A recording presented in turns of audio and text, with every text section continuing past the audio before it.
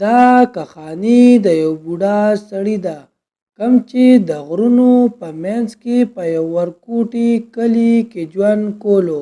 د هغه نوم نواب خان او خو د کلي خلکو به هغه ته روښاني بابا ویل ځکه چې هغه یو نیکعمله او بزرګ انسان و. د هغه عمر په ختمېدو و د زندګۍ اخرنۍ ساګانې اخیستې.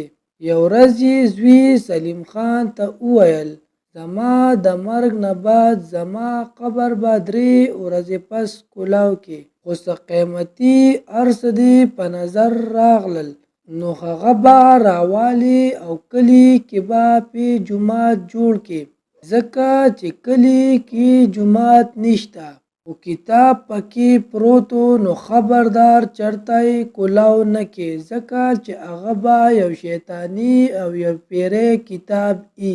سلیم حیران شو چې زما دا بابا څه وایي. یو څو ورځې پس نواب خان وفات شو. د کلي خلک راغلل او جنازه وشوه. د غر خواته په یو زړه او پخوانی قبرستان کې ښخ کو.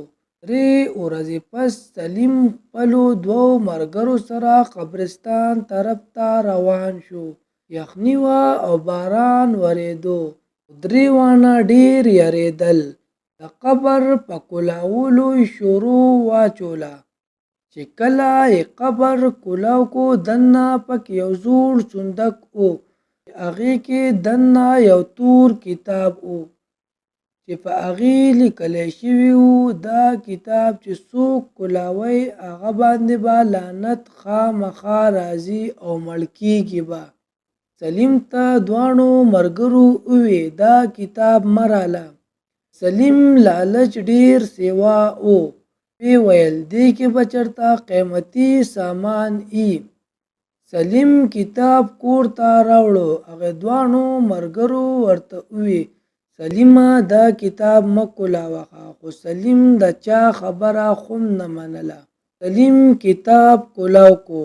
لومبنۍ صفحه خالي وه او په 2مه صفحه د خزانې یو نقشه وه.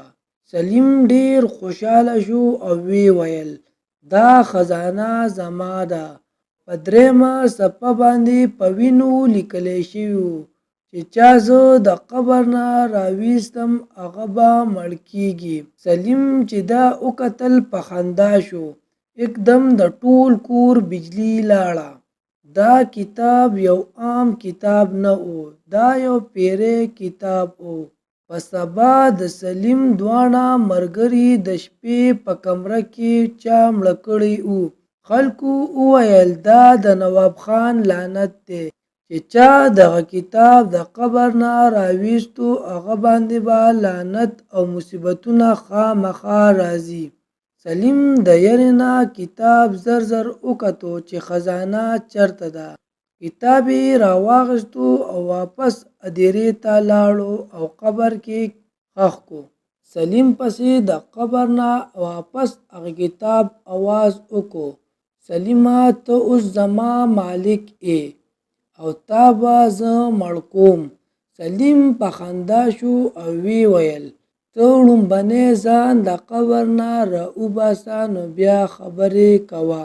هغه کتاب کې یو پاڼه وه چې په هغې باندې د خزانې نقشه وه. د خزانې 3 نشانیانې وې.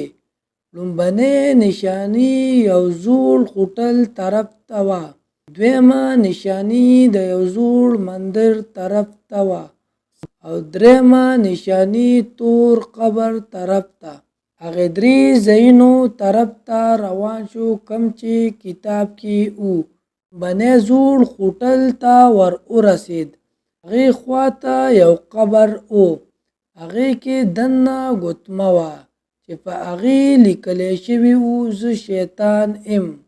هغه یې راواخیسته او بیا د مندر طرف ته روان شو. هلته یو تور کاڼی و. د هغې نه لاندې یو صندوق و. هغې کې دننه د وینو نه ډکه یو کپړه وه. هغه یې هم راواخیسته او بیا تور قبر طرف ته روان شو. هلته ورسېدو د اسمانه ورته یو اواز رالی چې هغه اواز د انسان نه و، هغه چرته د بل مخلوق و. ورته وویلی شو دروازه کولاو شوه خو دننه لاړې نو واپس نشي راتلی.